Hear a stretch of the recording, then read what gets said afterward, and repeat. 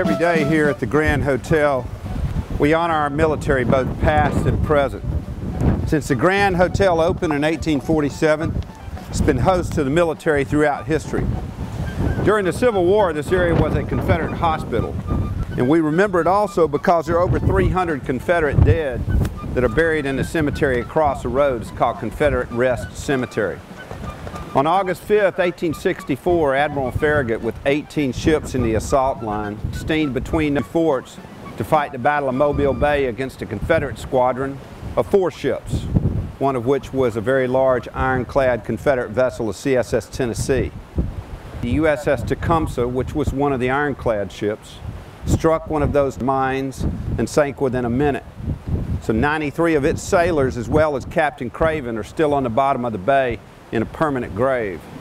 So when we celebrate freedom and honor our military, both past and present, we want to honor all the Confederate soldiers that are buried in the cemetery across the road.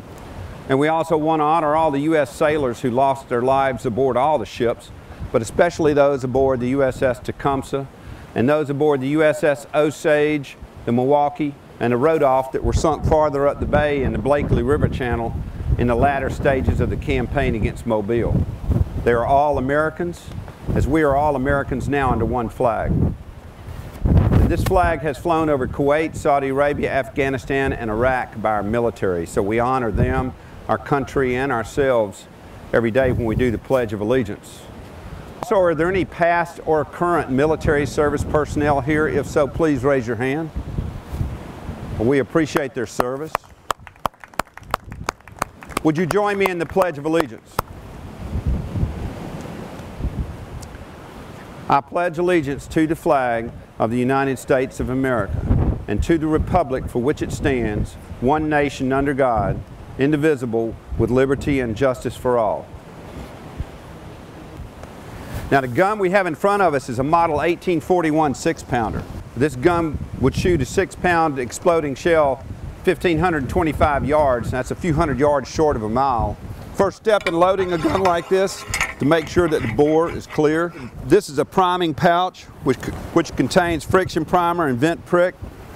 This is a gunner's haversack which carries a round and other tools necessary for loading, firing, and cleaning the gun. When you seat the round on a muzzle-loading artillery piece, you do it open-handed. You keep your thumb beside the rammer shaft. Seat the round against the breech. Come out in one move. That's a vent prick, and that will pierce the powder charge, expose the powder to the fire of a friction primer. We use a Canon friction primer just like the originals. When I pull it, it will fire immediately. The command is to stand clear and fire. God bless America. Stand clear. 5, 4, 3, 2, 1, fire!